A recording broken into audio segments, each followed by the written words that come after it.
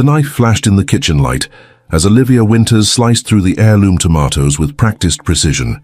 Each cut was deliberate, the blade gliding through the vibrant flesh with the same efficiency she applied to everything in her life. Tonight's dinner party had to be perfect. 6 courses for her husband's potential investors, each dish meticulously planned to impress. The kitchen had always been her sanctuary, the place where she felt most in control. "You're overthinking the salad again, aren't you?" Olivia looked up to see her husband, Marcus, leaning against the doorframe. At 42, he still carried himself with the easy confidence that had first attracted her to him 12 years ago. His custom suit fit him perfectly, Tom Ford purchased last month to celebrate his latest business success. "The Crawfords have a private chef," she reminded him, carefully arranging the tomato slices in a perfect circular pattern. "If I'm going to serve them dinner in our home, it needs to be spectacular." Marcus crossed the kitchen and slipped his arms around her waist, burying his face in her neck. "Everything you do is spectacular. That's why I married you." Olivia allowed herself to lean into him for just a moment before gently pulling away. "Your guests will be here in an hour. I need to finish." He raised his hands in surrender. "I'll stay out of your way. Just wanted to tell you that Crawford confirmed. He's bringing his wife and their financial advisor." After Marcus left, Olivia returned to her preparations with renewed focus. At 36, she had mastered the art of being the perfect corporate wife, elegant, intelligent, and utterly supportive of her husband's ambitions. The irony wasn't lost on her that she now used her MBA from Wharton to calculate portion sizes and plan seating arrangements instead of managing hedge funds as she'd once dreamed. Their home in Westchester County was a testament to Marcus's success in venture capital. 5,000 square feet of meticulously designed space overlooking the Hudson River. Olivia had overseen every detail of the renovation 3 years ago, after Marcus's biggest deal yet had allowed them to move from their Manhattan apartment to this suburban showcase. As she moved through the kitchen with practiced efficiency, Olivia caught her reflection in the polished refrigerator door. The woman staring back at her looked composed, her dark hair swept into a perfect chignon, her silk blouse unwrinkled despite hours of cooking. Only she could see the faint shadows under her eyes, carefully concealed with expensive concealer. She thought back to their first meeting at a charity gala in Boston. She'd been 24, full of ambition and working 80-hour weeks at a consulting firm. Marcus, 30 at the time, had already made his first million and was looking for his next venture. Their connection had been immediate and intense. Within 6 months, they were engaged, and Olivia had relocated to New York to be with him. "It's just temporary," she'd told herself when she accepted a less demanding position at a smaller firm. "Once we're settled, I'll get back on track." But 12 years had passed, and that temporary detour had become her life. First, it was supporting Marcus through his new business launch. Then it was planning their wedding and setting up their home. Each sacrifice seemed reasonable at the time, small compromises for their shared future. The timer on the oven chimed, pulling Olivia from her thoughts. As she removed the perfectly golden puff pastry shells, her phone buzzed with a text. Probably Marcus checking on dinner again. But it wasn't Marcus. It was Caroline, her closest friend since college. "Need to talk. It's about Marcus. Call me when you can." Olivia frowned at the cryptic message. Caroline wasn't the dramatic type. If she said they needed to talk, something was wrong. She glanced at the clock. 45 minutes until guests arrived. Not enough time for whatever conversation Caroline had in mind. "Hosting dinner party tonight. We'll call tomorrow. Everything okay?" Caroline's response came seconds later. "Not really, but it can wait until tomorrow if it has to. Just call me first thing." A knot of unease formed in Olivia's stomach. She texted back a quick promise to call and returned to her preparations, but Caroline's message lingered in her mind like an unwelcome guest. The dinner party proceeded exactly as planned. The Crawfords were appropriately impressed with both the menu and the house. Marcus was at his charming best, sharing just enough details about his latest investment opportunity to pique interest without overwhelming the conversation. Olivia played her part flawlessly, the accomplished hostess, intelligent enough to contribute meaningfully to discussions, but careful never to overshadow her husband. It was nearly midnight when the guests finally departed. Olivia's feet ached from hours in heels, but she continued cleaning up the kitchen while Marcus saw the Crawfords out. "I think we've got them," Marcus announced triumphantly as he returned to the kitchen, loosening his tie. Crawford practically committed to the full $5 million before he left.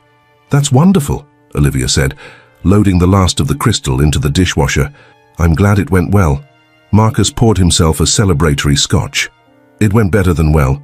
This could be the biggest deal of my career." He raised his glass. "To us, the perfect team." Olivia smiled and accepted the toast, though she couldn't help wondering what exactly her contribution to the team had been beyond cooking and decorating. Once they'd talked about starting a business together, combining her financial acumen with his entrepreneurial spirit. Those conversations had faded years ago. "I'm heading up to bed," she said, untying her apron. "Don't stay up too late." Marcus caught her hand as she passed. "Hey, thank you for tonight. I know these dinners are a lot of work." "It's fine, I'm happy to help." "You do more than help, Liv. I couldn't do any of this without you." The genuine appreciation in his eyes made something twist in Olivia's chest. This was the Marcus she'd fallen in love with, the one who saw her as an equal, who valued her beyond her domestic capabilities. As she made her way upstairs, Olivia checked her phone again. No further messages from Caroline, but there was a calendar notification she didn't recognize. Chicago Conference, Thursday Sun. It was in her shared calendar with Marcus, added just 2 days ago. Frowning, she entered their bedroom and found Marcus's travel toiletry bag already packed on his dresser. "You're going to Chicago?" she called down the stairs. "This weekend?" There was a pause before Marcus appeared at the bottom of the staircase, scotch still in hand. "Yeah." It came up suddenly. "The FinTech conference. Henderson can't make it, so they asked me to fill in on a panel." Olivia scrolled through her emails. "That's strange. I usually get the itinerary from Melanie." Melanie had been Marcus's assistant for the past 3 years and always kept Olivia informed of his travel plans. "It's been chaotic at the office with the Crawford deal," Marcus explained, climbing the stairs. "I told her I'd handle it this time." It was a reasonable explanation, yet something about his tone struck Olivia as off. Marcus was never one to handle travel arrangements himself. "How long will you be gone?" "Just 3 nights. Back Sunday evening." Olivia nodded and began her nightly routine, removing her makeup in the ensuite bathroom while Marcus changed. As she reached for her face wash, she noticed something unusual. Marcus's electric razor was missing from its charging stand. He always left it at home, preferring to pack his travel razor for trips. A voice in her head told her she was being ridiculous. People forgot things, routines changed. Yet the missing razor, combined with Caroline's mysterious text and Marcus's unexpected trip, planted a seed of doubt that refused to be dismissed. Later, as Marcus showered, Olivia found herself doing something she'd never done before. She picked up his phone from the nightstand, hesitating for just a moment before entering his passcode. Their anniversary. The same code he'd used for years. Nothing seemed unusual at first. Work emails, sports notifications, texts from colleagues about the Crawford deal. But then she noticed an app she didn't recognize tucked away in a folder labeled Utilities. The icon was nondescript, but when she opened it, she discovered a messaging platform with a single conversation thread with someone saved simply as E. The most recent exchange was from earlier that day. E. Reservation confirmed at the Peninsula. Can't wait to see you tomorrow night. Marcus. Counting the hours. Missed you. Olivia's hand trembled as she scrolled up, finding weeks of messages. Intimate, familiar exchanges that left no doubt about the nature of their relationship. Photos she couldn't bring herself to look at closely. Plans made and kept during times when Marcus was supposedly working late or attending business functions. The shower shut off.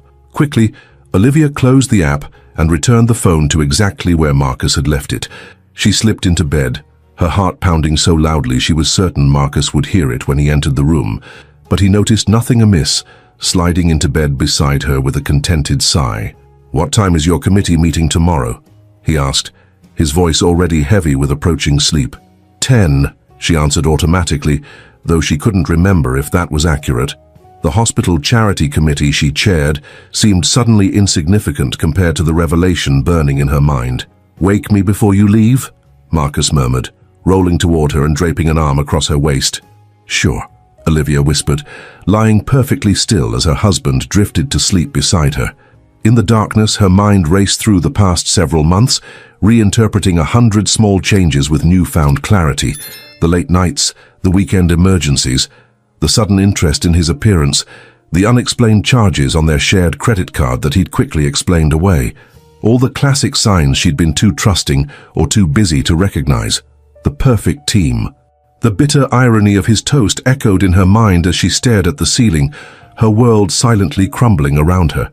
In the morning, she would call Caroline. But tonight, in the quiet darkness of the bedroom she shared with a man who had become a stranger, Olivia Winters made a decision.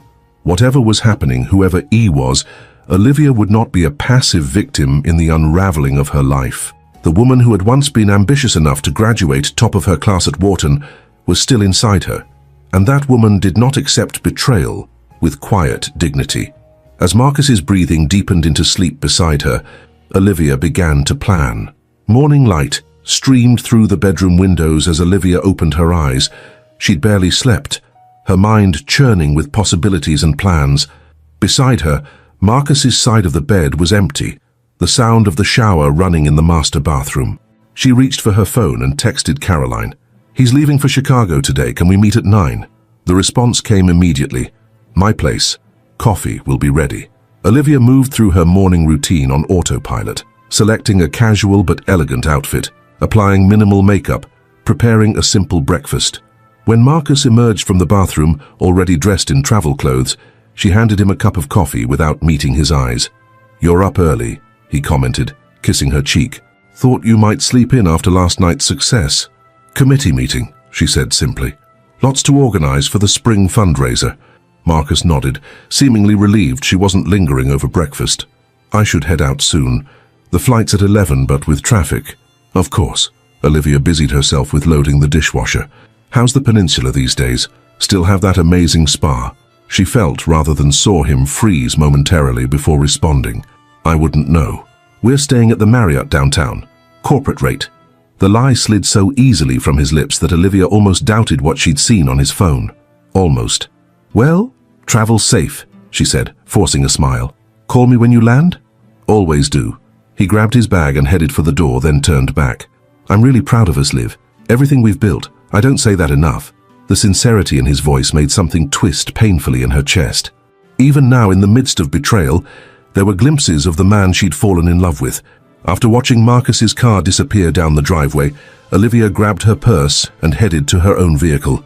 Caroline lived just 15 minutes away in a converted loft downtown, a space that reflected her friend's artistic sensibilities and independent spirit. Caroline DuPont had been Olivia's roommate at Wharton and had followed a completely different path after graduation, building a successful career as an art consultant. Never married, fiercely independent, she'd always been slightly skeptical of Olivia's choice to deprioritize her career for Marcus's. "I've been dreading this conversation," Caroline said as she ushered Olivia into her loft. Floor-to-ceiling windows overlooked the Hudson, and the space was filled with eclectic art pieces and vintage furniture. "What exactly is this conversation?" Olivia asked, accepting a mug of coffee. "Your text was cryptic," Caroline sighed, tucking a strand of her short silver-streaked hair behind her ear. "You know Helena Roberts? Works at Archer Gallery downtown?" Olivia nodded. Helena was a casual acquaintance, someone she'd met through Caroline's art world connections. "She saw Marcus on Tuesday in the city." Caroline paused, clearly uncomfortable. "He was with a woman at La Grenouille. They looked intimate." Tuesday. Olivia mentally calculated. The night he'd claimed to be stuck at the office preparing for the Crawford pitch. "Blonde, early 30s, expensive taste?" Olivia asked, her voice surprisingly steady. Caroline's eyes widened. "You know, I found out last night. Messages on his phone." She recounted what she'd discovered while Caroline listened, her expression shifting from surprise to anger. "That absolute bastard," Caroline muttered when Olivia finished. "What are you going to do?" "I don't know yet." Olivia moved to the window, staring out at the river.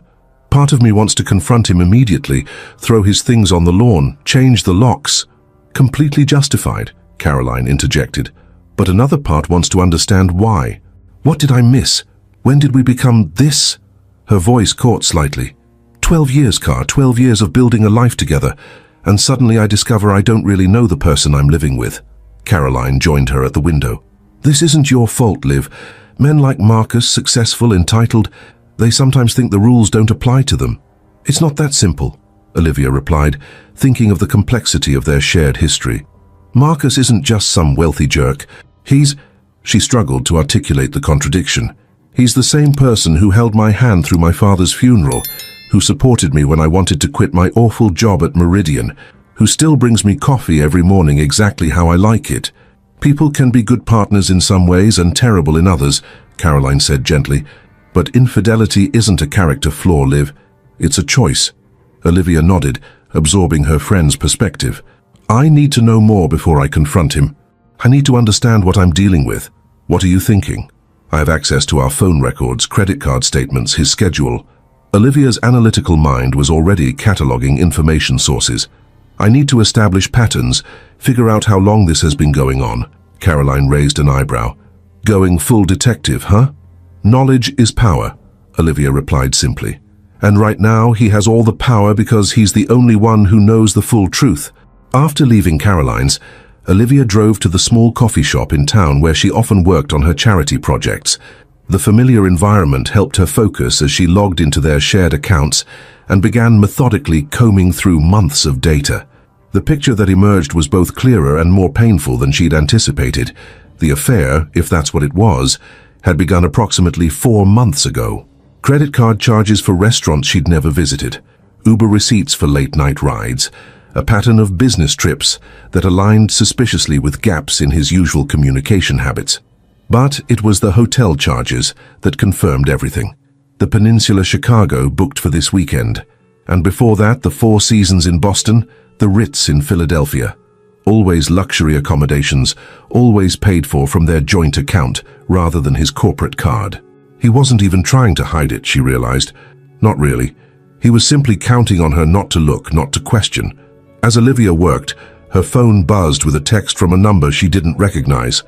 Olivia, this is Melanie from Marcus's office. Could we meet briefly? There's something you should know. It's important. Melanie Collins had always been professionally cordial with Olivia, but never particularly friendly. For her to reach out directly was unusual. Is everything all right? Olivia texted back. Not exactly. Can you meet me at Riverside Park near the 79th St. entrance in an hour? The request was odd. Why not the office or a coffee shop? But Olivia's curiosity overrode her caution. I'll be there. The spring day had turned cloudy by the time Olivia arrived at the park. She spotted Melanie immediately, a petite woman in her late 20s with a sleek bob and impeccable corporate attire, sitting tensely on a bench overlooking the river. Thank you for meeting me, Melanie said as Olivia approached. I didn't want to do this at the office. Do what exactly? Olivia asked, taking a seat beside her. Melanie twisted her hands nervously. I'm leaving the company. I've accepted a position at Goldman starting next month. Congratulations, Olivia said, confused about why this warranted a secret meeting. The thing is, Melanie hesitated, the reason I'm leaving is because of the situation with Marcus and Elise. Elise. Finally, a name to go with the initial. You know about them? Olivia kept her voice neutral, though her heart hammered in her chest. Melanie nodded miserably. It's impossible not to. She calls the office, sends gifts. He's not exactly discreet. She looked directly at Olivia. I respected you too much to keep facilitating it. The Chicago trip this weekend, she's meeting him there. I booked their dinner reservations, their shared room. The confirmation hit Olivia like a physical blow, despite already knowing the truth. Who is she? She managed to ask. Elise Chambers. She's a client, or was. VC funding for her tech startup last fall. They connected during the negotiations. Melanie reached into her bag and removed a slim folder. This is everything I know. Her contact information, dates they've met, copies of messages I was asked to send on his behalf. I don't know if you want it, but it felt wrong not to offer. Olivia stared at the folder, feeling a strange sense of detachment. Why are you doing this? Melanie's expression softened. My mother went through something similar when I was in high school. No one told her. Everyone knew, but no one told her. She stood, smoothing her skirt. You've always been kind to me, Olivia. You deserve better than being kept in the dark. After Melanie left, Olivia remained on the bench, the unopened folder heavy in her lap.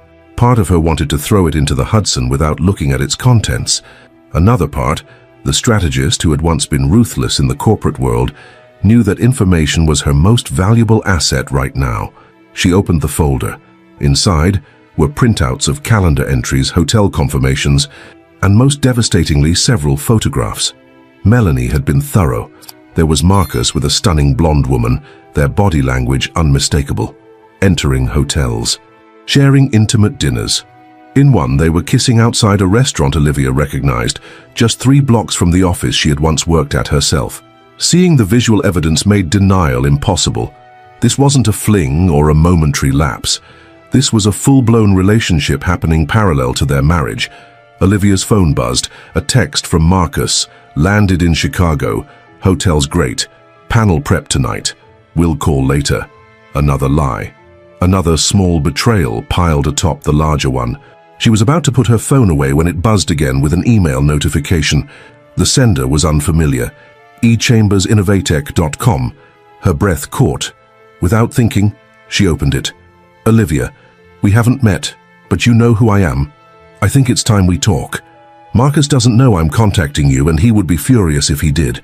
But this situation has become untenable. I'm not proud of how things began between us, but I need you to understand that what Marcus and I have is real. He's stayed in your marriage out of obligation and concern for your well-being, not love.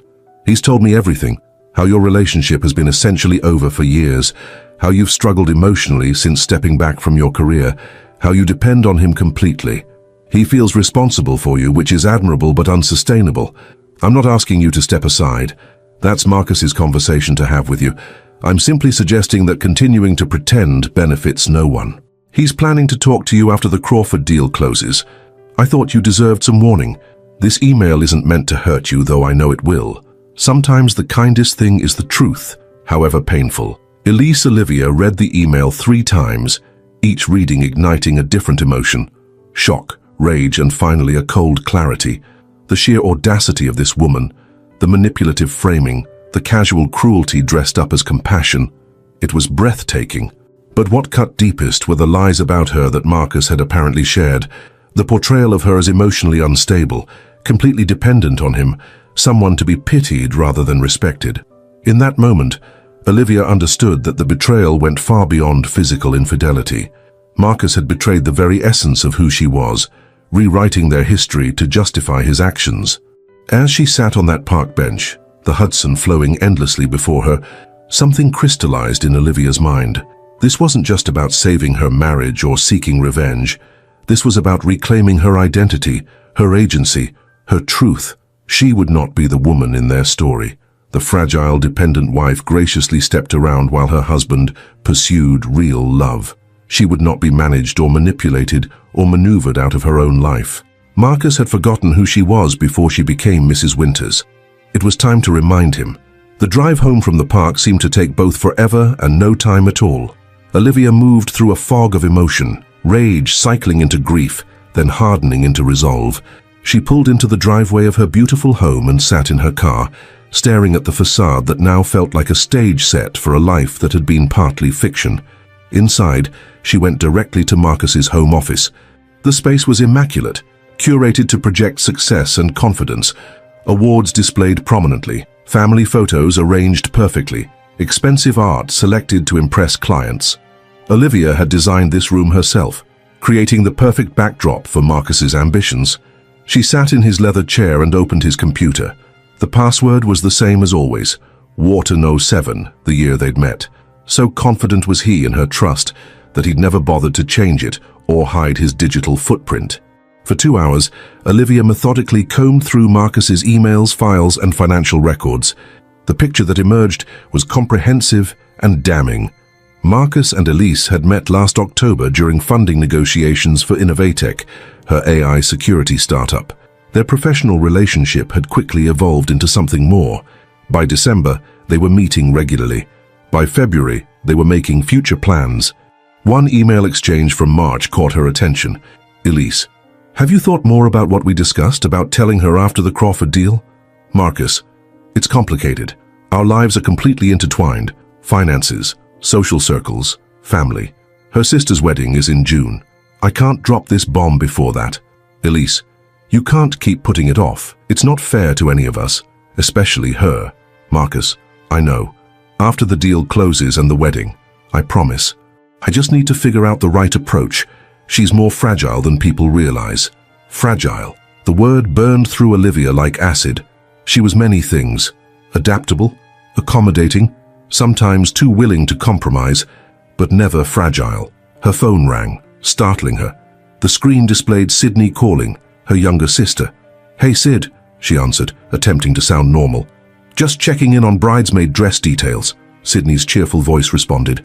"Have you decided between the sage green and the dusty blue?" The seamstress needs to finalize the order. The mundane question about her sister's wedding felt surreal against the backdrop of her collapsing marriage. Sydney had always idolized Marcus, viewing their relationship as the gold standard she aspired to in her own life. "Liv? You still there?" "Sorry, yes. Let's go with the sage.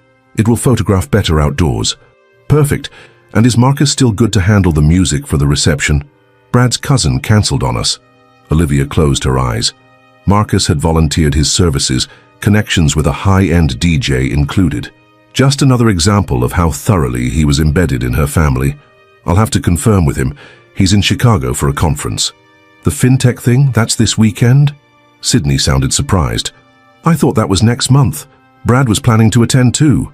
Olivia tensed. Brad, Sydney's fiancé, worked in the same industry as Marcus. He mentioned it was a last-minute addition. Weird. Brad just told me it was postponed until fall. A pause. "Everything okay, Liv?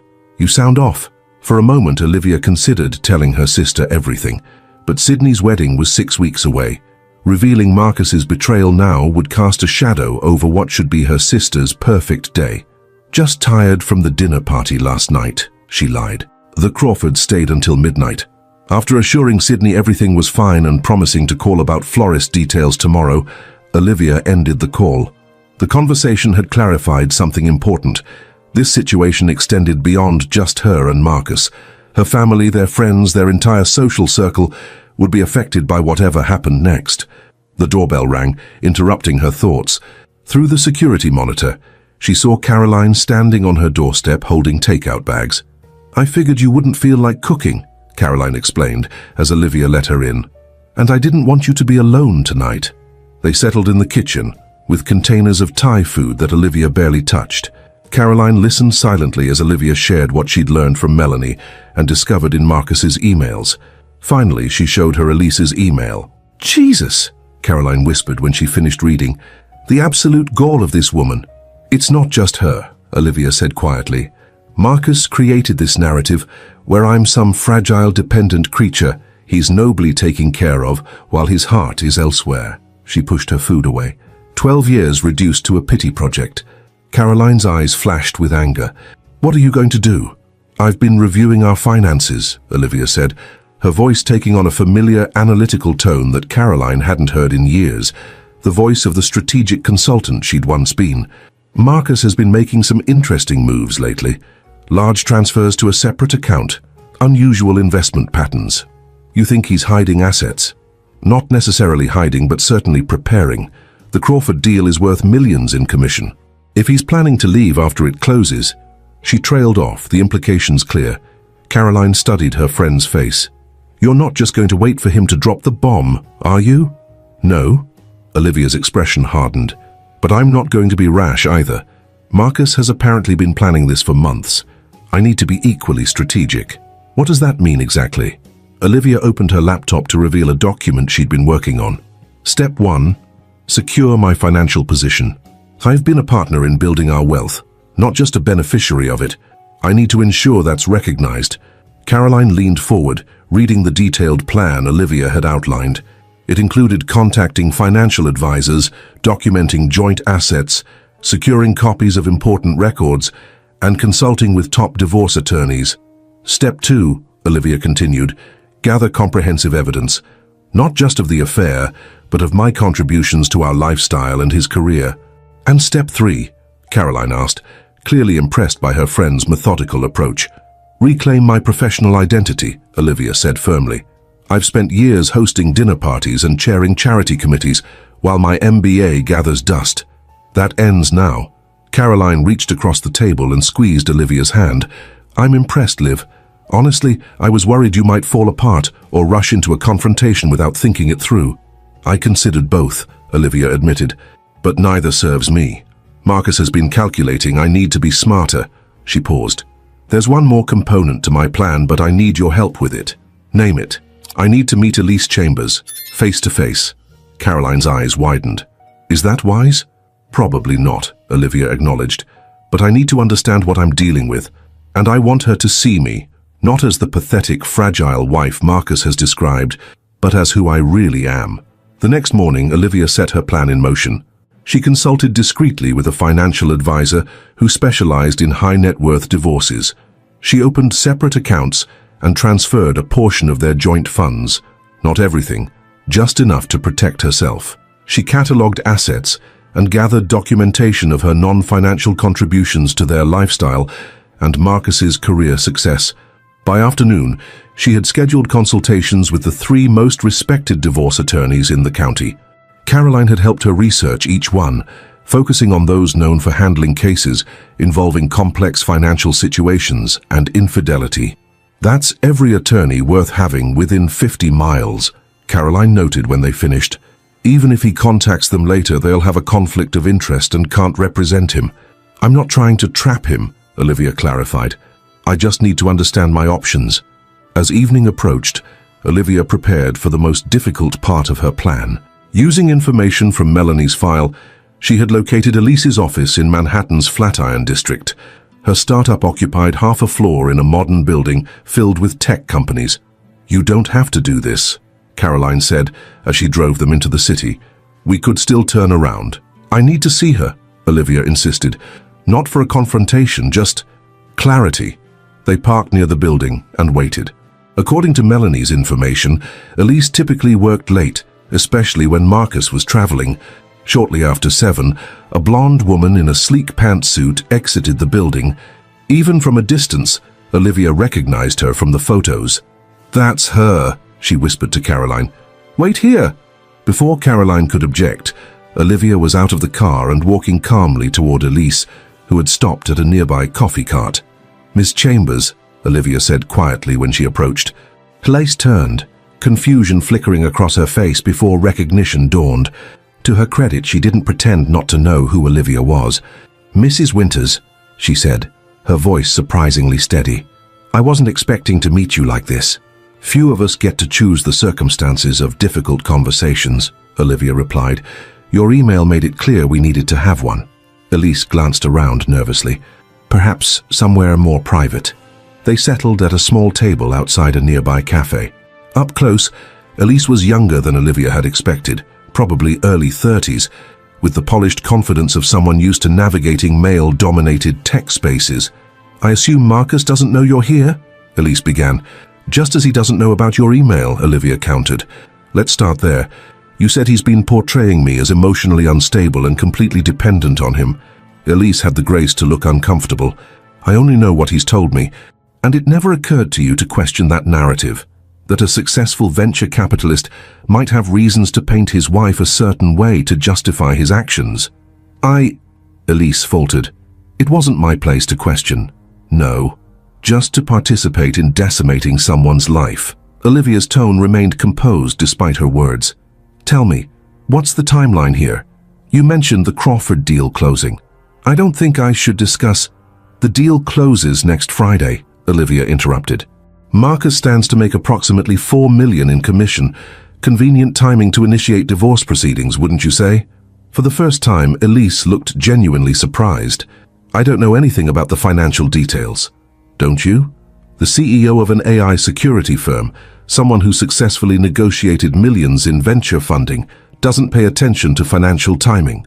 Olivia's skepticism was evident. Or perhaps you're just comfortable playing the role he's assigned you, the passionate escape who doesn't concern herself with messy practicalities. Elise's composure cracked slightly. You don't know anything about our relationship. I know it's built on lies, Olivia replied, and not just to me. Has Marcus mentioned the property in the Berkshires? The one he's been funneling money into for the past year? The flash of confusion on Elise's face told Olivia everything she needed to know. Marcus had secrets he was keeping from both women.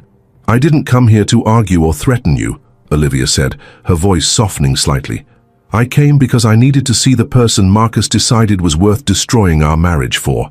And I needed you to see me, not as the fragile, dependent woman he's described, but as who I actually am. She stood, leaving her coffee untouched. Whatever narrative you've accepted about me, about my marriage, I suggest you reconsider it.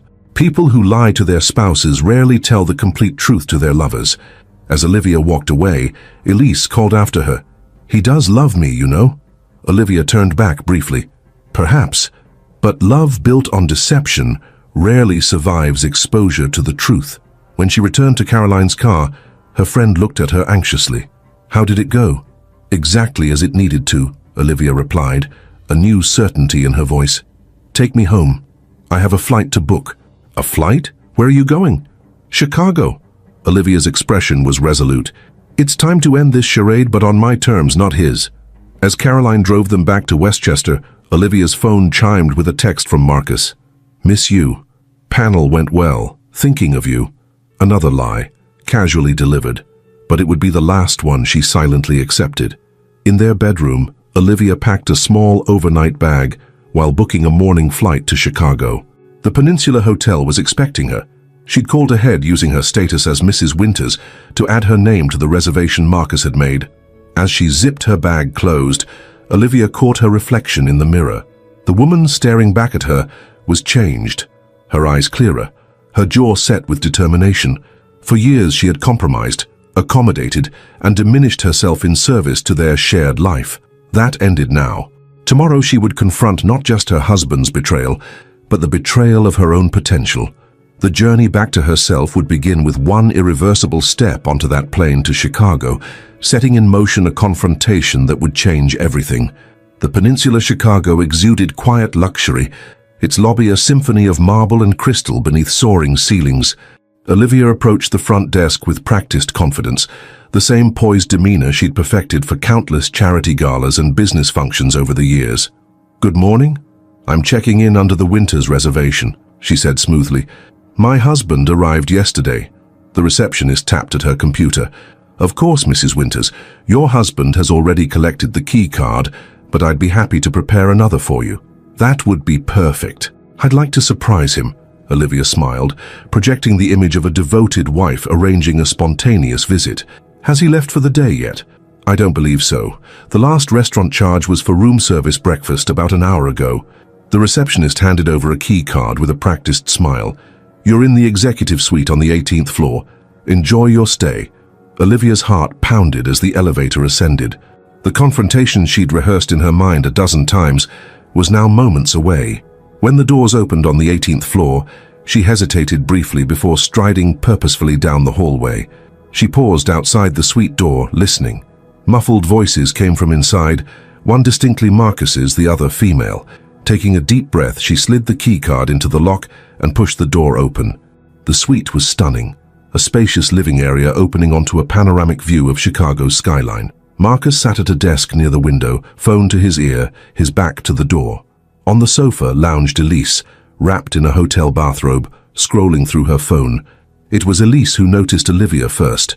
Her eyes widened in shock, her body freezing mid-motion. Marcus, still unaware, continued his conversation. Crawford's ready to sign Monday. The lawyers are finalizing the paperwork as we speak, he was saying, his voice carrying the confident tone he reserved for closing deals. Hello, Marcus, Olivia said calmly. He spun around, the phone dropping from his hand. Olivia? What? How? Don't let me interrupt your call, she said, setting her overnight bag by the door. It sounds important. Elise stood, clutching her robe tighter. I should go. Why? This concerns you too. Olivia's voice remained steady, though her hands trembled slightly. After all, we're all adults here, aren't we? Marcus recovered his composure first. I'll call you back, he said into the phone before ending the call. Olivia, this isn't how I wanted you to find out. About the affair? Or about your plans to leave after the Crawford deal closed? She moved further into the room, maintaining a dignified distance. Or perhaps about the property in the Berkshires you've been funneling money into. His expression shifted from shock to wariness. How do you know about that? I know everything, Marcus. Every lie, every secret meeting, every manipulative story you've told about me. She turned to Elise. Did you enjoy our conversation yesterday? I assume you shared it with Marcus immediately. Elise looked away, unable to meet Olivia's gaze. "I tried to call you," Marcus said, his voice hardening. "You weren't answering. I was on a plane, following my husband to his romantic getaway." Olivia maintained her composure despite the surreality of the situation. "Imagine my surprise when I checked our credit card statement and found a junior suite booked at the Peninsula. Marcus never books anything less than an executive suite." She glanced around the opulent room. "You upgraded after checking in, I assume."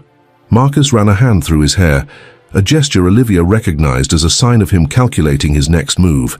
"This isn't the way to handle this. We need to talk privately." "Why?" "She's clearly part of the decision-making process regarding my life." Olivia gestured toward Elise. "I'd prefer transparency at this point." "I'll give you both some space," Elise said, gathering her clothes and disappearing into the bedroom. Once they were alone, Marcus's demeanor changed subtly. The shocked husband was replaced by the shrewd negotiator she knew so well.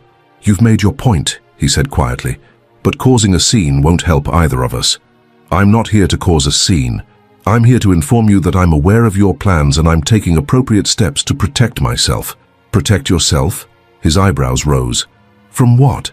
"I've never done anything to hurt you." The absurdity of his statement might have made her laugh if the situation weren't so painful. "You mean besides carrying on an affair for months while planning to blindside me with divorce after securing a multi-million-dollar commission?" "It's not that simple." "It never is it?"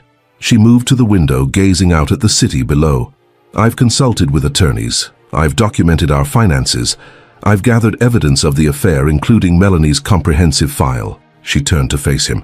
"If you thought I would collapse into a helpless heap when you finally decided to tell me the truth, you've gravely misjudged the woman you married." Marcus's expression darkened. "Melanie had no right." "She had every right as a human being with basic decency," Olivia cut him off. "Unlike you, she couldn't continue facilitating your deception. She's left the company, by the way." "This isn't how I wanted things to end between us," Marcus said, his voice softening into the persuasive tone he used to make clients feel understood. "We've had 12 good years, Liv. I didn't want to hurt you. No, you just wanted to control the narrative, to be the compassionate husband gently ending things with his fragile wife." Her voice remained steady despite the anger coursing through her. "Tell me, when did I become this pathetic character in your story? When did you decide I was too emotionally unstable to deserve the truth?" Marcus had the grace to look uncomfortable. "I never said you were unstable." "No? That's not what Elise indicated in her charming email." A flash of genuine surprise crossed his face. "What email?" "The one where she helpfully informed me that you've stayed in our marriage out of obligation and concern for my well-being." Olivia raised an eyebrow. "Apparently you've told her everything about how our relationship has been essentially over for years." Understanding dawned on Marcus's face. "She contacted you?" "The day after you left for Chicago. She thought I deserved some warning before you dropped the bomb post-Crawford deal." Olivia crossed her arms. "At least one of you considered me worthy of basic respect, even if her execution was appalling." Elise re-emerged from the bedroom, now fully dressed. "I should go," she said quietly. "No need, I've said what I came to say." Olivia gathered her bag.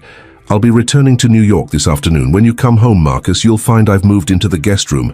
My attorney will contact yours on Monday regarding separation arrangements."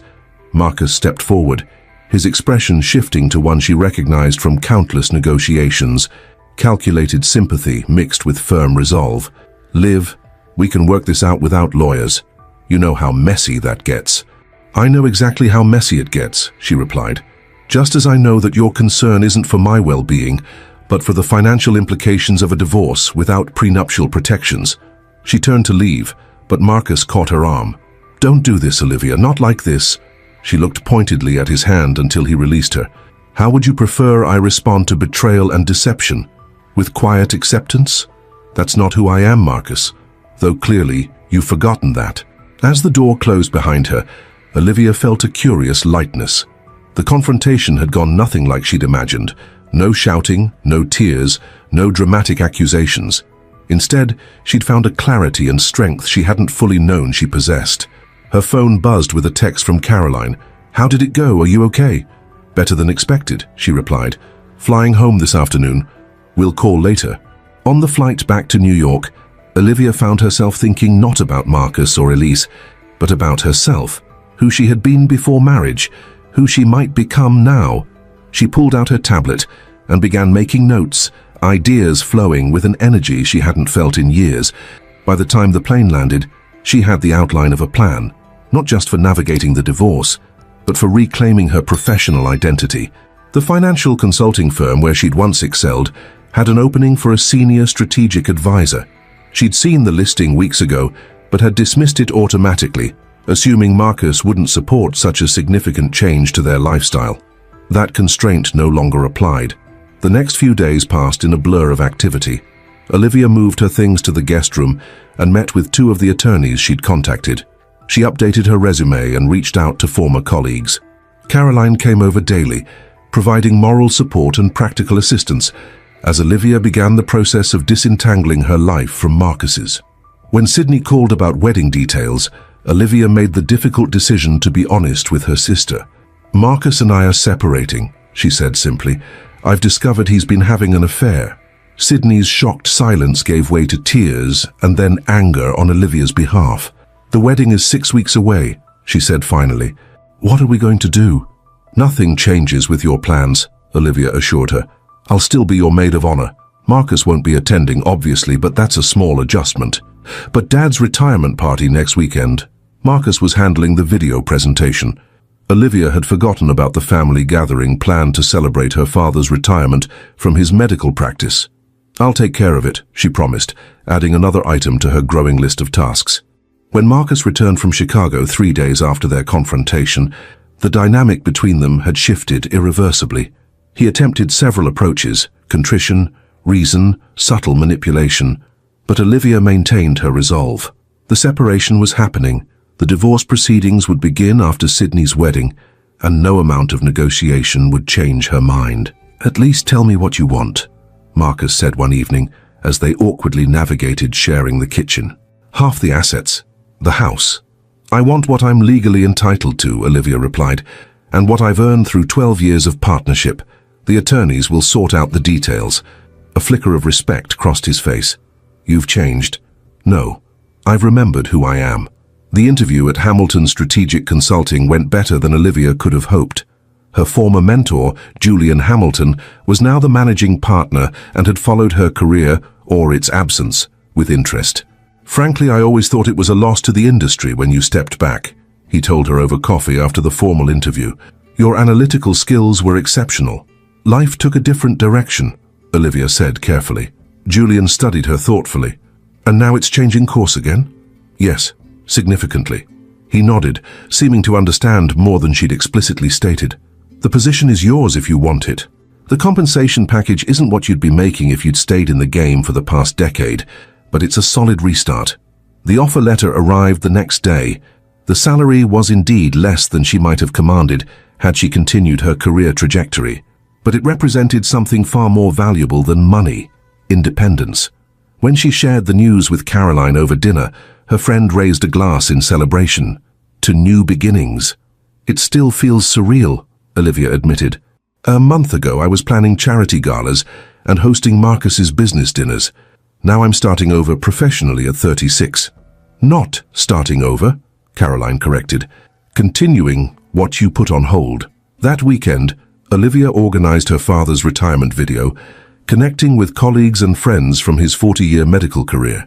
The project absorbed her completely, providing a welcome distraction from the tension at home. Marcus had grown increasingly agitated as the reality of their separation settled in. The Crawford deal had closed successfully, bringing the expected commission, but his triumph was hollow without the carefully orchestrated exit from their marriage he'd planned. "We need to discuss the Berkshires' property," he said one morning, surprising Olivia with his directness. "It's not what you think. I think it's an asset you've been concealing," she replied evenly. "The attorneys will address it along with everything else." "It was meant to be a surprise," he insisted, "for our anniversary. 12 years is silk, but I thought a vacation home would be more meaningful." The explanation was so unexpected that Olivia faltered momentarily. "You purchased a vacation property as an anniversary gift while actively planning to leave me. It's complicated," he said, his eyes not quite meeting hers. "I wasn't entirely sure about my decisions until recently." A small seed of doubt planted itself in Olivia's mind. Had she misinterpreted some of the evidence? Was there more to the story than she'd assumed? Before she could pursue the thought, her phone rang with a call from the divorce attorney's office.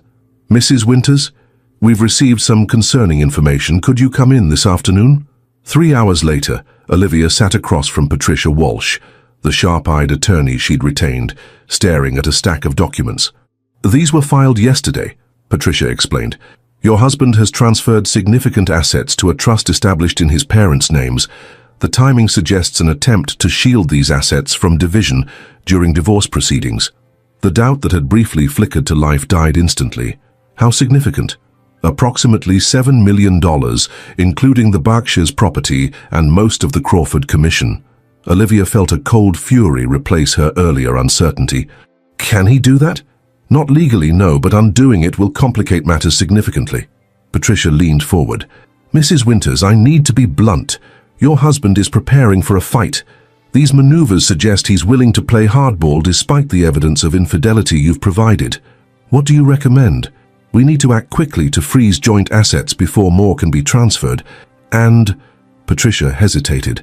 "You should be prepared for things to get ugly. Men like your husband, successful, calculated, rarely accept defeat gracefully." As Olivia drove home, her mind raced with this new information. The anniversary gift story had been another manipulation, another attempt to create doubt and maintain control. And now, Marcus was actively working to ensure she received as little as possible from their years together.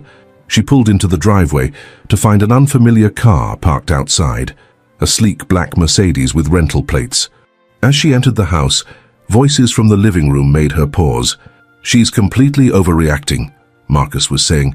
"It's a midlife crisis or something. She's suddenly talking about reclaiming her career and finding herself. Has she always been this unstable?"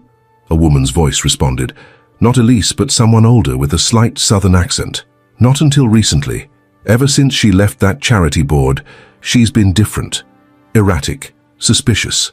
Olivia stepped into the doorway to find Marcus sitting with an older couple, his parents, who lived in Mississippi and whom she hadn't seen in over 2 years. "Olivia!" her mother-in-law exclaimed with false brightness. "We were just talking about you." "I heard," Olivia replied coldly. "Fascinating to learn about my apparent instability." Marcus stood, his expression a mix of frustration and calculation. "Mom and Dad came up to help us sort through this situation." How thoughtful. "Did you explain the situation includes your months-long affair and your attempts to hide assets in their names?"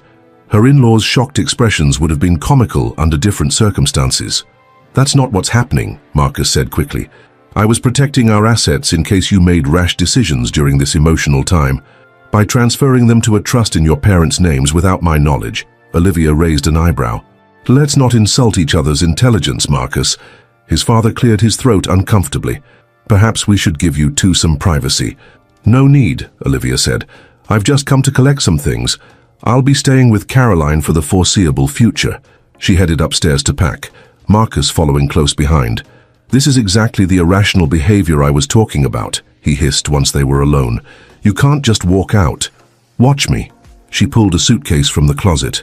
"You brought your parents into this to pressure me and continue the narrative that I'm emotionally unstable.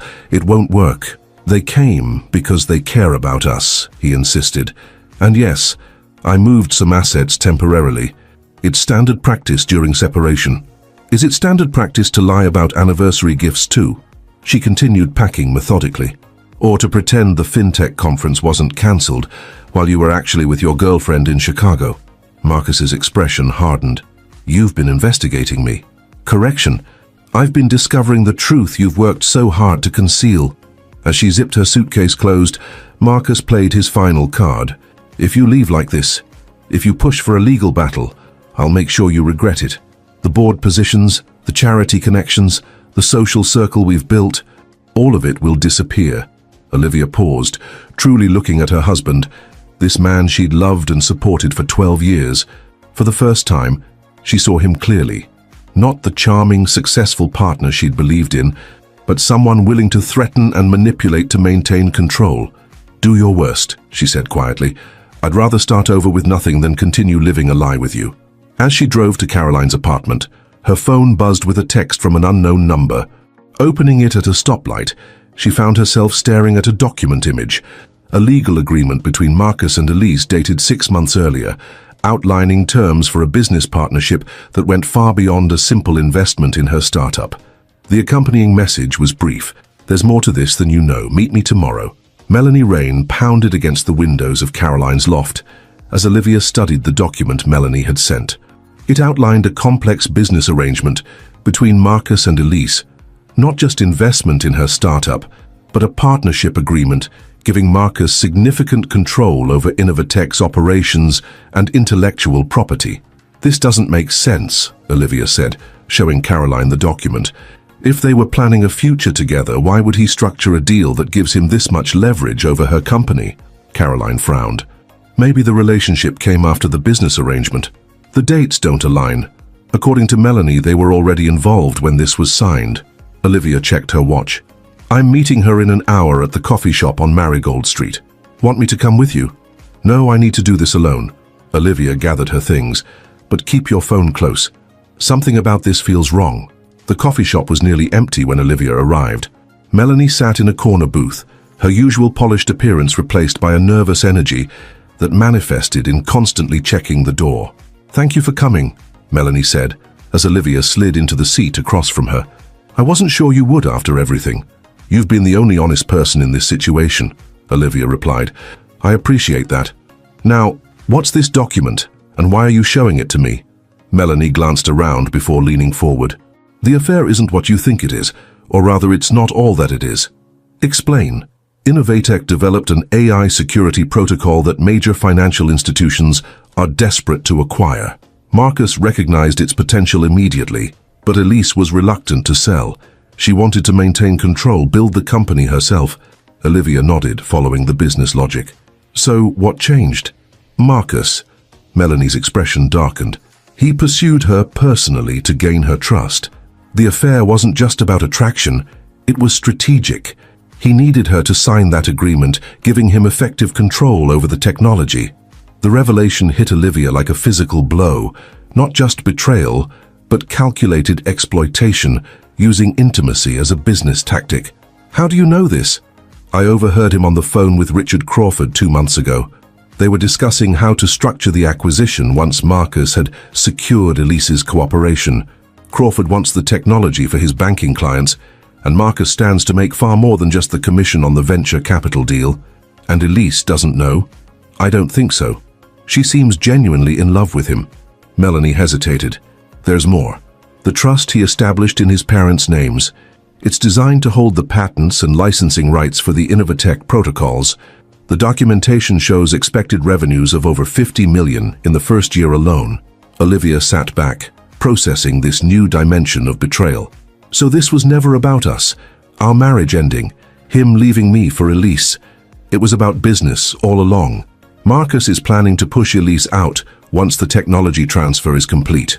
The contract gives him that power." Melanie pulled out another document. "This is the draft acquisition agreement.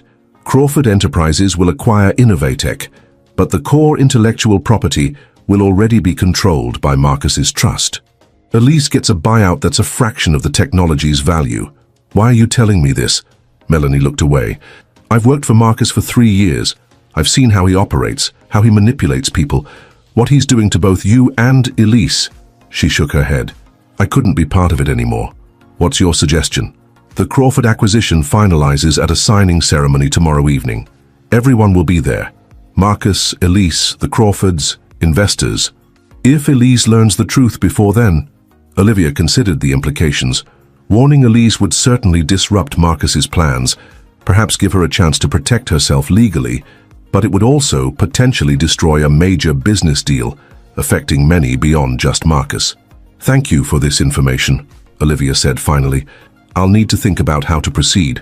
Back at Caroline's apartment, Olivia paced the living room, weighing her options. "You don't owe Elise anything," Caroline pointed out. "She knowingly had an affair with your husband. This isn't about owing her, it's about doing what's right." Olivia stopped pacing. "Marcus is exploiting her professionally, just as he's been manipulating me personally. I can't just stand by. So what's your plan?" Olivia's phone buzzed with a text from Sydney. "Dad's retirement video is amazing. Everyone loves it. Wish you were here tonight. The family gathering for her father's retirement, she'd completely forgotten in the chaos of the past few days. I need to make an appearance at my father's retirement party, she said. After that, I'll figure out how to handle the Crawford signing tomorrow. Want company? Olivia smiled gratefully at her friend. Always. The retirement celebration was in full swing when Olivia and Caroline arrived at her parents' home in Connecticut. Family friends, medical colleagues and relatives filled the spacious house, with her father at the center of attention, accepting congratulations on his 40-year career. Olivia had barely greeted her mother when a commotion at the front door drew everyone's attention. Marcus stood in the entryway, charm turned to maximum as he greeted familiar faces. "What is he doing here?" Caroline whispered. "I have no idea," Olivia replied, tension radiating through her body. Marcus spotted her and made his way across the room, stopping to shake hands and exchange pleasantries as he went. By the time he reached her, Olivia had composed herself. "You weren't invited," she said quietly. "I've been part of this family for 12 years, he replied. "Your father specifically asked me to come when I called to congratulate him this morning." Before Olivia could respond, her father appeared, clapping Marcus on the shoulder. "There he is, the man behind that wonderful video tribute. Everyone's been raving about it." Olivia froze. "The video? You didn't—" "Of course I did," Marcus said smoothly. "I promised to handle it months ago. I wouldn't let Robert down just because we're going through a rough patch." Her father looked between them, confusion evident. "Is everything all right?" "Fine," Olivia said quickly. "Just a misunderstanding. The video was beautiful, Dad." As her father moved on to other guests, Marcus leaned closer. "We need to talk, privately." Reluctantly, Olivia followed him to her father's study. Once the door closed behind them, Marcus's cordial demeanor shifted. "You need to come home," he said without preamble. "This separation charade has gone far enough." "It's not a charade. Your rash decisions are threatening everything we've built." His tone hardened. "Including the Crawford deal, which I know Melanie has told you about." Olivia kept her expression neutral. "I don't know what you mean." "Don't play games, Liv. Melanie texted you yesterday. My security team monitored her communications after she left the company." He stepped closer. "Whatever she told you is only partial information. The situation is more complex than you understand. Enlighten me then," Olivia challenged, disgusted by his admission of surveillance, but determined to learn more. Marcus studied her for a moment, seemingly calculating how much to reveal. "The Crawford deal isn't just about venture capital. It's about acquiring revolutionary security technology that will transform financial data protection. The commission is just the beginning." "And Elise, where does she fit in your grand plan?" A flicker of surprise crossed his face before he masked it. "She's a valuable business partner." "And sharing her bed? Was that a business strategy too?" His silence was answer enough. "You disgust me," Olivia said quietly. "Not just for the affair, but for using intimacy as a business tactic. Did you do the same with me 12 years ago? Was I just a convenient connection to the Hamilton Consulting Network? Don't be ridiculous. Our marriage was real." He ran a hand through his hair. "Things change. People grow apart. But this deal, it's the culmination of years of work. If you interfere, you're not just hurting me, you're destroying something important." "Important to whom? Not to Elise, who you're planning to push out once you control her technology. Not to me, who you've lied to for months." Marcus's expression hardened. "If you disrupt this deal, I'll make sure you walk away from our marriage with nothing. The prenup has an infidelity clause that cuts both ways." "What are you talking about? I haven't been unfaithful." A cold smile spread across his face as he pulled out his phone and showed her a photo, clearly taken with a telephoto lens, of her embracing Julian Hamilton outside the consulting firm after her interview. "Your former mentor? How convenient that you reconnected just as our marriage hit a rough patch." Marcus's voice dripped with manufactured conviction. "The timestamp shows this intimate moment occurred while we were still living together as husband and wife." "That's absurd." "It was a friendly hug after a job interview." "A jury might see it differently, especially with Julian's reputation for office relationships. Add your suspicious meetings with Melanie, your erratic behavior lately." He shrugged. "At minimum, it complicates the divorce proceedings significantly." Olivia felt a chill at the calculated threat. "You would perjure yourself, destroy my reputation, all to protect a business deal?" "I would do whatever necessary to protect what matters." His expression softened slightly. "It doesn't have to be this way, Liv. Come home. We'll put all this behind us. After the Crawford deal closes, we can reassess our situation from a position of mutual benefit." The manipulation was so transparent that Olivia almost laughed. "You really believe I'd consider that after everything?" "I believe you're practical. The alternative is ugly for everyone. Your family dragged into a public divorce, your professional reputation questioned, your financial security threatened." He moved toward the door. "Think about it. I need your answer by tomorrow morning." When Marcus left, Olivia remained in the study, attempting to process the encounter. His threats were serious, perhaps not legally sound, but certainly damaging, and the revelation that he'd been monitoring Melanie's communications was disturbing. Caroline found her there minutes later. "You look like you've seen a ghost." "Worse, I've seen the real Marcus Winters." Olivia quickly recounted their conversation. "He's bluffing," Caroline insisted. "No court would take those photos seriously. It's not about winning in court. It's about making the process so painful and public that I back down." Olivia checked her watch. "We need to go. I have to warn Elise before it's too late." Despite multiple attempts to contact Elise that evening, Olivia couldn't reach her. By morning, she'd made her decision.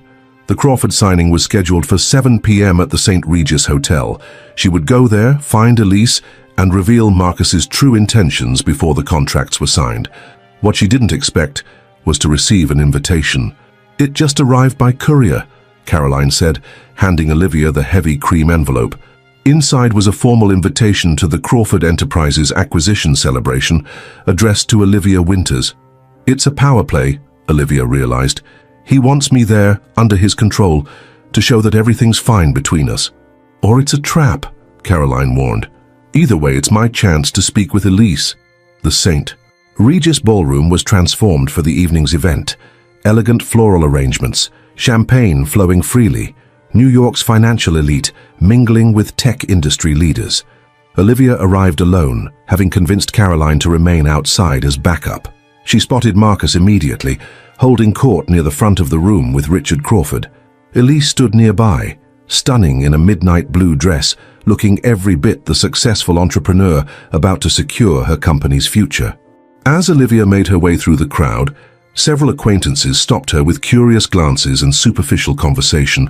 Clearly, rumors of trouble in the Winters' marriage had begun circulating. "Olivia," Marcus materialized at her side, taking her elbow in a grip that appeared affectionate but felt like restraint. "I'm glad you came to your senses." "I'm not here to reconcile," she said quietly. "I need to speak with Elise." His fingers tightened slightly. "That would be inappropriate. The contracts are about to be signed." "Marcus," Richard Crawford approached, champagne in hand. "We're ready when you are. Legal has prepared the final documents." "Perfect timing," Marcus replied smoothly. "Olivia just arrived to share in the celebration." Crawford's gaze swept over her with mild curiosity. "Delightful. Shall we proceed to the signing table? The press is waiting." Marcus guided Olivia toward the front of the room where a table had been set up with elaborate contract folders and fountain pens. Elise was already seated there, reviewing the documents with a lawyer. "Marcus," Olivia hissed, "if you don't let me speak with her, I'll make a scene right here." He leaned close, his smile never wavering. "If you disrupt this signing, I'll release those photos tonight, along with evidence of your emotional instability. Your career restart will be over before it begins." Before Olivia could respond, her phone buzzed with a text from Melanie. "Don't try to stop the signing. There's another way. Check your email now." Stepping away from Marcus, Olivia quickly opened her email to find a message from Melanie, with multiple attachments.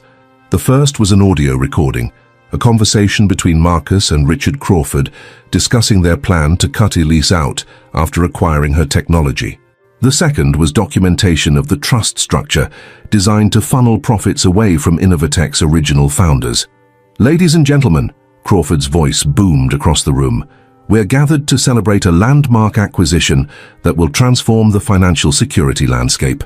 Olivia scanned the room desperately. She couldn't let this proceed, but Marcus's threat loomed large. Her career, her reputation, her family's peace, all hung in the balance. The signing ceremony began with flowery speeches from Crawford and his executives. Olivia watched as Elise smiled, clearly believing this moment represented her greatest professional triumph rather than a sophisticated theft of her life's work. As Marcus stepped up to the podium, His gaze locked with Olivia's, a silent warning. She looked away, noticing for the first time that Sydney had arrived, standing near the back with her fiancé, Brad. Her sister waved slightly, clearly surprised to see Olivia at the event. In that moment, Olivia made her decision. This wasn't just about her marriage or even about Elise. It was about truth, about integrity, about refusing to be complicit in exploitation. As Elise took the pen to sign the first document, Olivia stepped forward. "Wait," she said, her voice carrying across the suddenly silent room.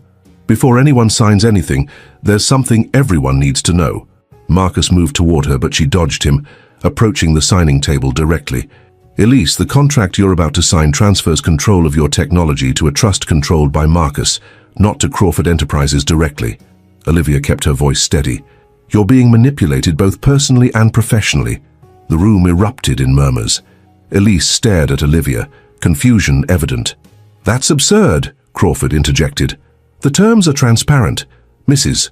Winters is clearly experiencing some personal difficulties." "Am I?" Olivia pulled out her phone. "Then perhaps you can explain this recording of you and my husband discussing how to cut Ms. Chambers out once you've secured control of her technology." She pressed play, the damning conversation filling the shocked silence. "This is outrageous," Marcus snapped, reaching for her phone. But Sydney appeared suddenly at Olivia's side, creating a barrier between them. "I think everyone should hear this," Sydney said firmly, surprising Olivia with her support. As the recording continued, Elise's face transitioned from confusion to hurt to anger. She stood abruptly. "Is this true? Was all of it us? Just a business strategy?"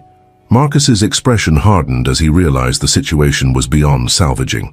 "This is a complex business transaction that my wife is deliberately mischaracterizing due to personal grievances." "That's not a denial," Elise noted quietly, gathering her documents. "The deal is off, Mr. Crawford. And Marcus," her voice broke slightly, "don't contact me again. Ever." Crawford turned on Marcus, fury evident. "What the hell have you done? Do you have any idea what this will cost us?" As chaos erupted around the signing table, Olivia felt a strange calm. She had risked everything, her reputation, her financial security, potentially even her family's support, to do what was right. Whatever came next, she would face it with the same courage. Sydney approached, taking her arm. "Let's get out of here." As they moved toward the exit, Marcus caught up to them. "This isn't over, Olivia. You've just destroyed everything. For all of us." "No, Marcus." She met his gaze steadily. "I've just refused to let you destroy anyone else." Outside, Caroline waited with the car. As they drove away from the St. Regis, Olivia watched Marcus through the rear window, standing alone on the sidewalk, his carefully constructed world collapsing around him. Her phone buzzed with a text from Melanie. It worked. Elise's lawyers are already filing injunctions to protect the technology. Crawford's legal team is distancing themselves from Marcus. "You did it." Sydney squeezed her hand. "I don't understand everything that just happened, but I'm proud of you." Olivia looked at her sister, then at Caroline. These women, her true support system, had stood by her when it mattered most. Whatever challenges awaited, she wouldn't face them alone. "What happens now?" Caroline asked as they drove through the glittering Manhattan night. "Now?" Olivia took a deep breath. "Now I rebuild on my own terms." Dawn broke over New York as Olivia sat at Caroline's kitchen island, scrolling through the barrage of messages on her phone. News of the Crawford Innovatech deal's dramatic collapse had spread through financial and social circles with stunning speed. Her name appeared in several industry blog posts, though the details were still murky. Speculation about a domestic dispute disrupting a major acquisition. "The vultures are circling," Caroline observed, setting a mug of coffee in front of Olivia. "3 journalists have already called me asking for your contact information." "Let them speculate." Olivia rubbed her temples. "I have bigger concerns." Her phone lit up with a call from Patricia Walsh, her attorney. "Mrs. Winters, I assume you're aware of what happened last night. I was there. Then you should also know that your husband's attorney contacted me at midnight. They're proposing an emergency mediation session today.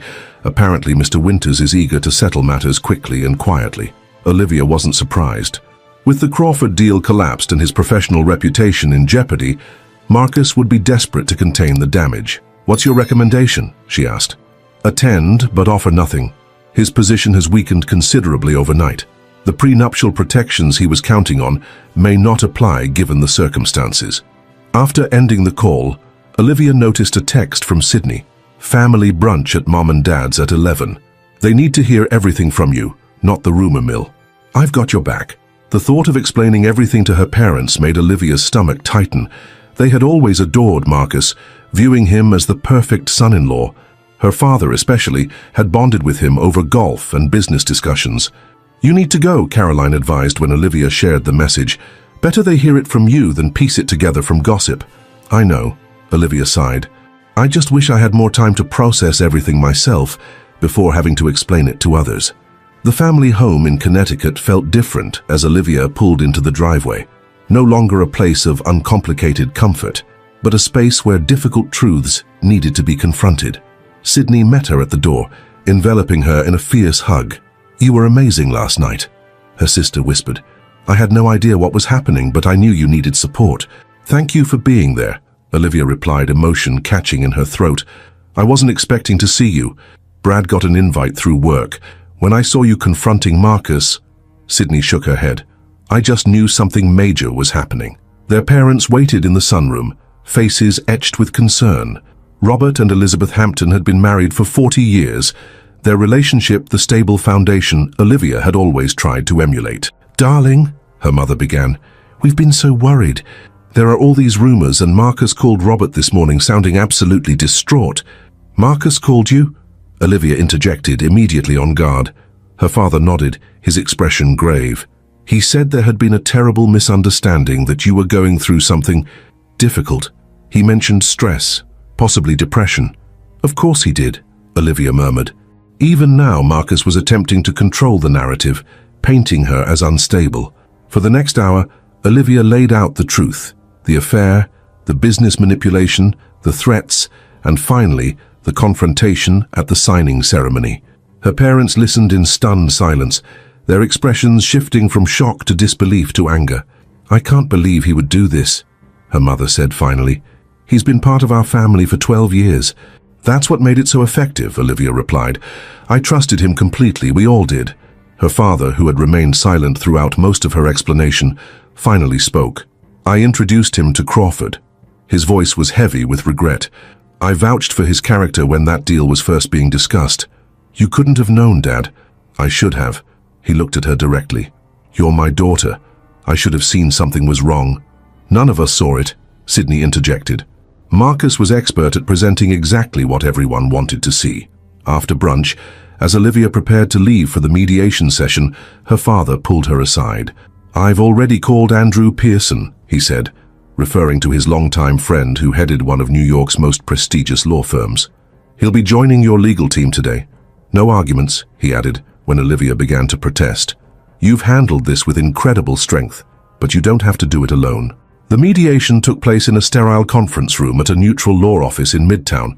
Olivia arrived with Patricia Walsh and Andrew Pearson, feeling a confidence she hadn't expected. Across the table, Marcus sat with his attorney, his normally impeccable appearance slightly disheveled, dark circles under his eyes suggesting a sleepless night. The mediator, a retired judge with a reputation for no-nonsense efficiency, outlined the ground rules before turning to Marcus's attorney. I understand Mr. Winters has prepared an initial settlement offer. The attorney, a sharp-featured woman in her 50s, slid documents across the table. In the interest of resolving this matter expeditiously, my client is prepared to be extremely generous.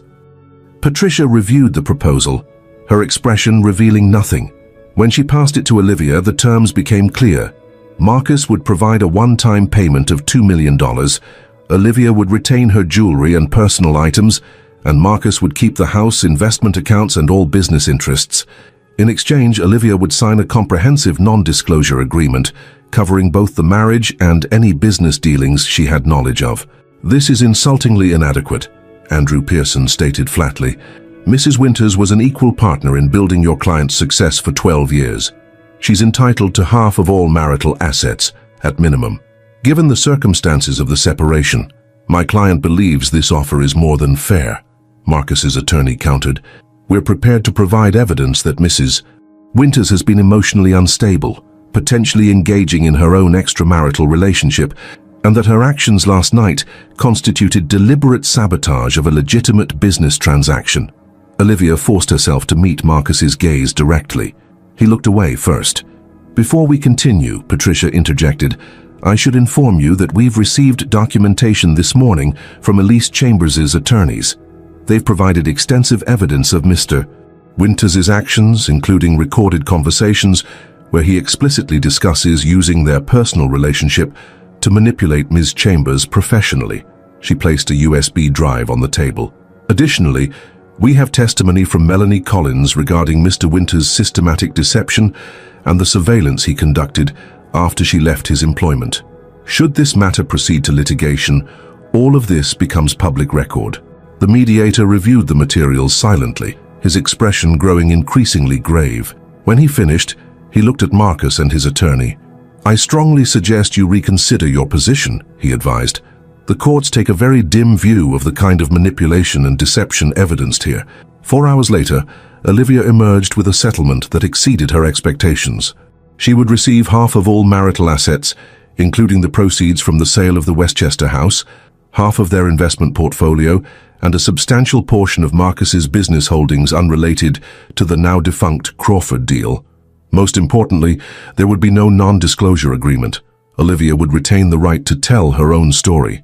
"He caved completely," Patricia noted as they left the building. "Once he realized how much evidence we had, he knew a court battle would destroy whatever's left of his reputation." "What happens to him now?" Olivia asked, surprised to find she still cared enough to wonder. "Professionally? He's in trouble? Crawford's legal team is already distancing themselves, calling him a rogue agent who misrepresented their intentions. Elise's company is filing suit for fraud and breach of contract. Several of his investors are requesting meetings to reevaluate their positions." The information should have felt like victory, but Olivia experienced it as a hollow ache. A man she had loved, built a life with, and believed in, completely had proven himself to be someone she never really knew. In the weeks that followed, Olivia moved through the practical dismantling of her married life with methodical efficiency.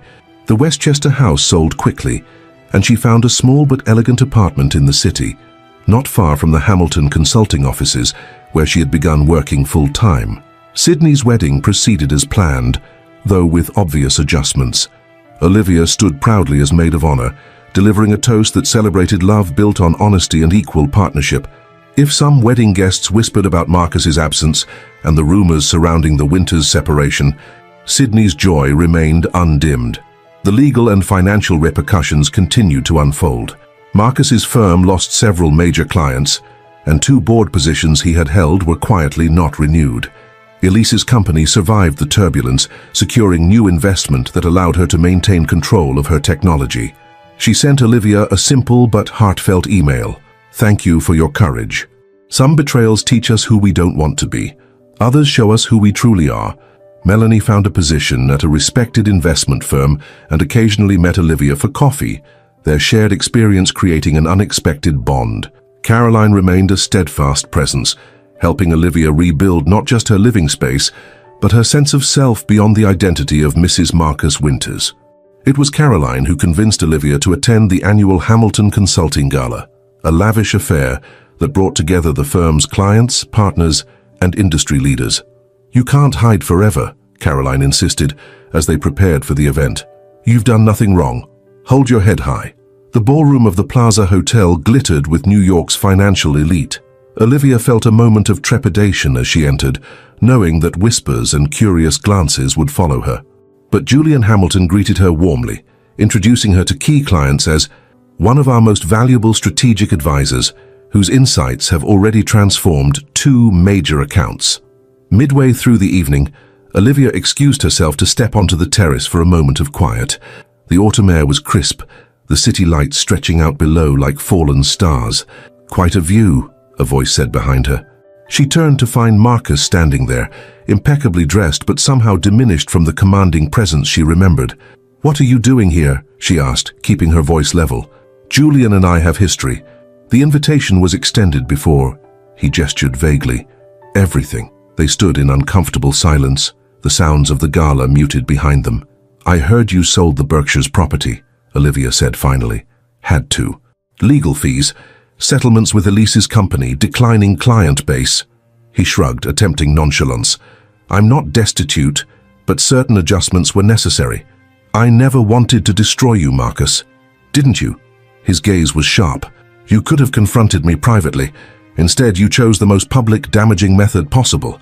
After you threatened me with fabricated evidence of infidelity, after you systematically lied and manipulated, not just me, but everyone around you.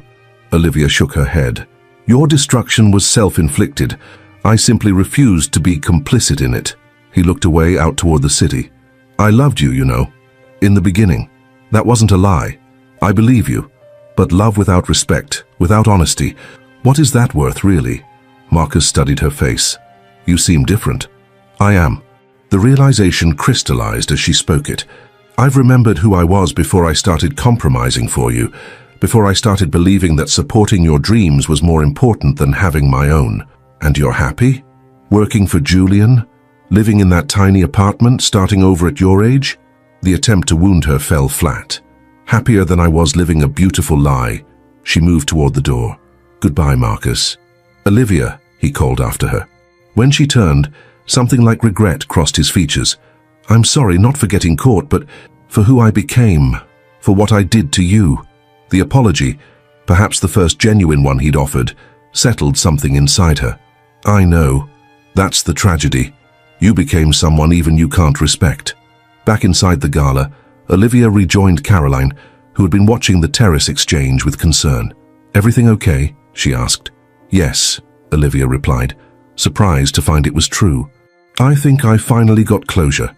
Later that night in her new apartment, smaller than the Westchester mansion but entirely hers, Olivia sat at her desk reviewing notes for an upcoming client presentation. The walls were still mostly bare, the furniture minimal, but the space felt authentically hers in a way the perfectly decorated marital home never had. Her phone chimed with an email notification from Patricia Walsh. Final divorce decree signed by the judge today. It's officially over. The message should have felt momentous, but instead it seemed like a formality, the legal recognition of a separation that had occurred in her heart months earlier. Olivia opened her balcony door, letting in the night air and city sounds. The divorce had cost her, financially, socially, emotionally. Friends had taken sides, connections had been lost, and the future she had planned for 12 years had evaporated.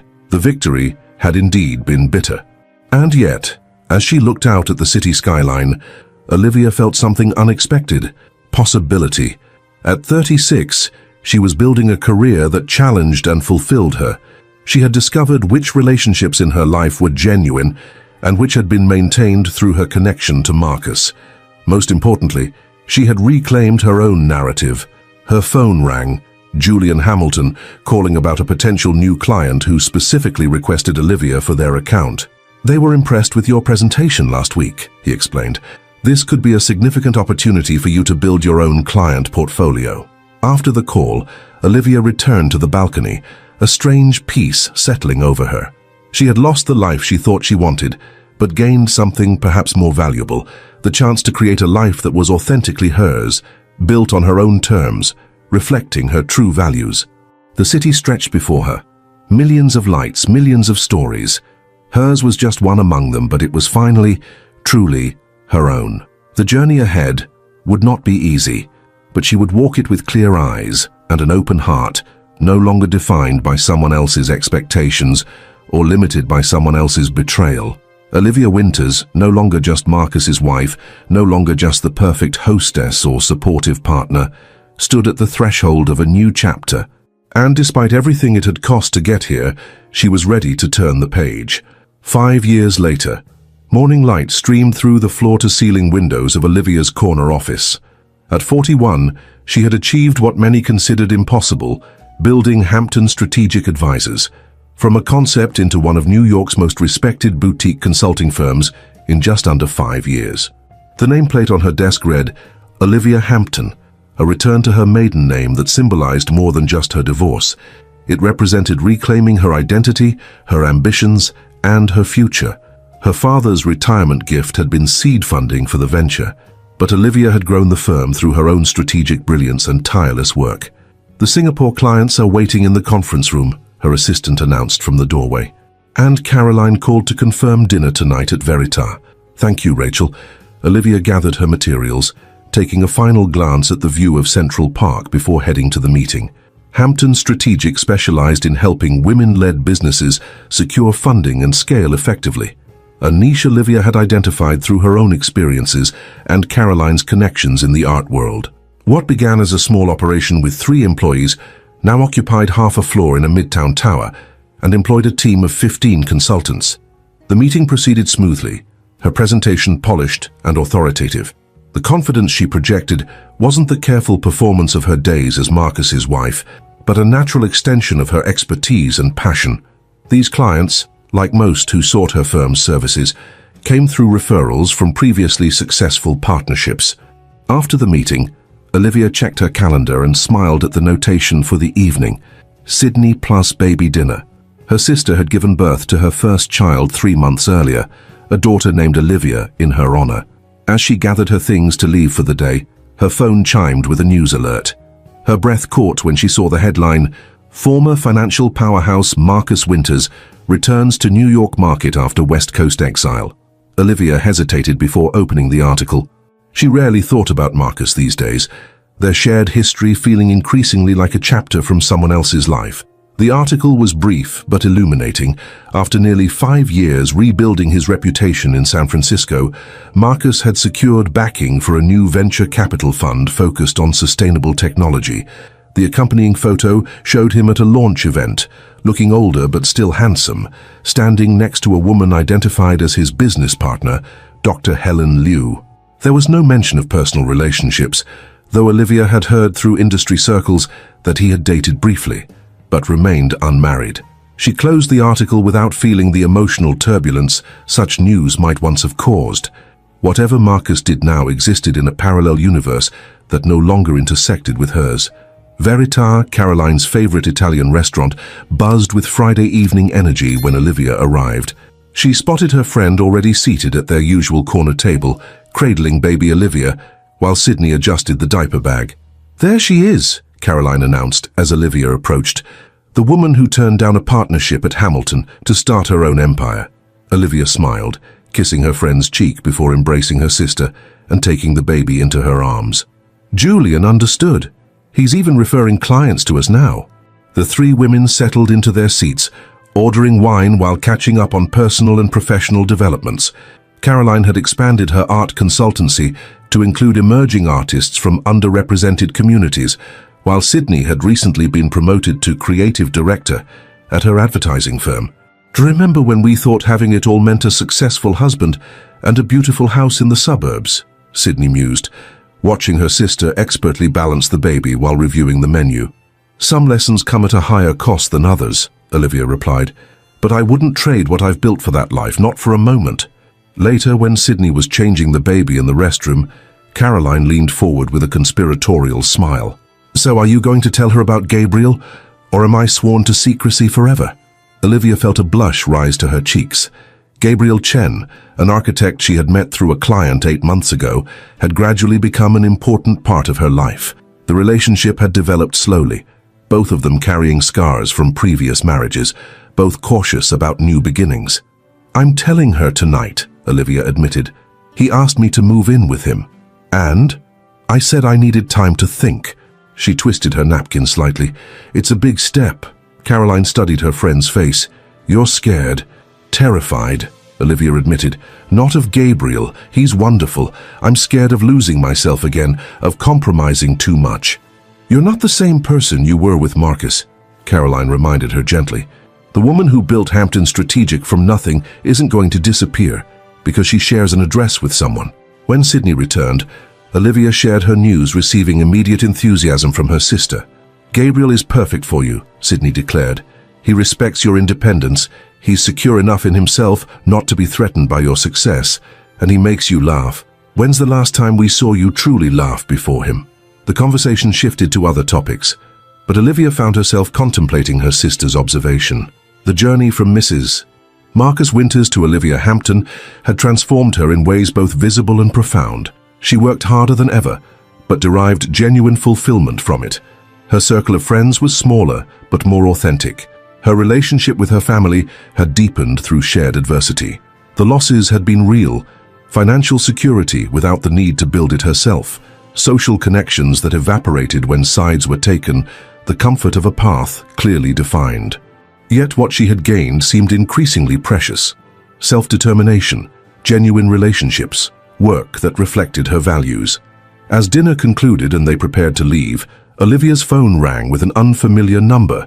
She almost ignored it, but answered at the last moment. "Ms. Hampton, this is Elise Chambers." Olivia froze, not having spoken to Elise since the brief email exchange years earlier. "I hope I'm not interrupting," Elise continued. "I recently learned you're advising women-led tech firms, and I wanted to discuss a potential collaboration." "Collaboration?" Olivia managed, signaling to Caroline and Sydney that she needed a moment.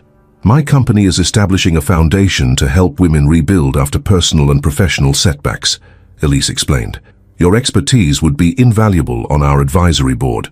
Stepping outside the restaurant, Olivia listened as Elise outlined her vision: a program combining financial support, professional mentoring, and emotional resources for women navigating major life transitions.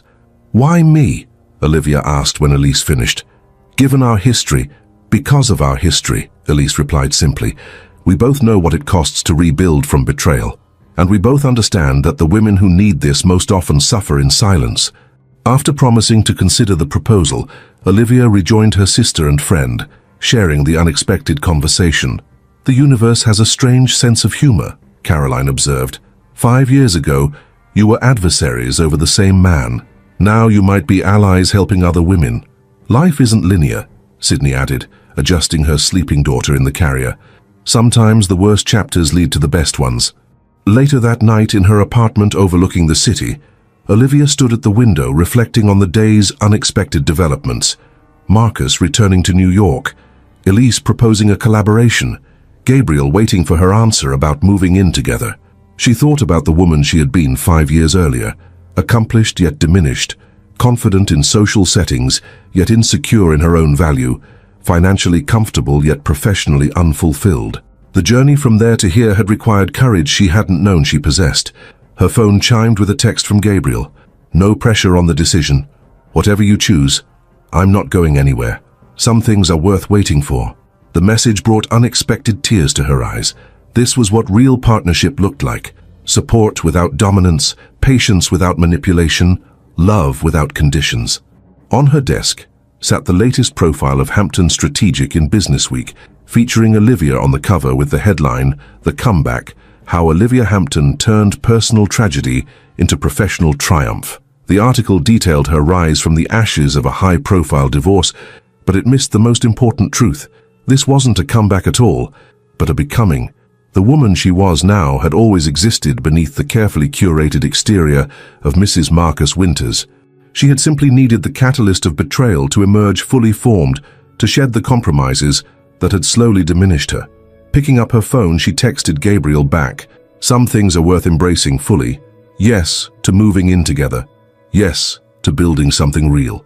Then she opened her laptop and began drafting a proposal for Elise's foundation, a program structure that would help women not just survive betrayal and loss, but transform through it. She would call it Phoenix Rising, for all the women who needed to discover that endings could become beginnings, that ashes could nourish the most beautiful growth. As dawn broke over the city, Olivia finally closed her laptop, exhausted but exhilarated. On her desk, she placed the final item from the box of mementos she had kept from her marriage, a small crystal paperweight Marcus had given her on their 5th anniversary. Inside was etched a single word: forever. She had kept it all these years, not from sentimentality, but as a reminder of promises broken and lessons learned. Now it would serve a different purpose, a cornerstone for the foundation she would help build, a symbol of how shattered reflections could be reconstructed into something more authentic, more beautiful, and ultimately more enduring than what had been broken. If this story touched your heart and you want to keep following inspiring and moving stories, be sure to check out our upcoming videos. Subscribe to our channel and turn on notifications to stay updated on new content that can brighten your journey and provide valuable insights. Join us and keep exploring stories that truly matter. I'm sure the next video that pops up on your screen will touch you as well, so click on it now and we'll see you there.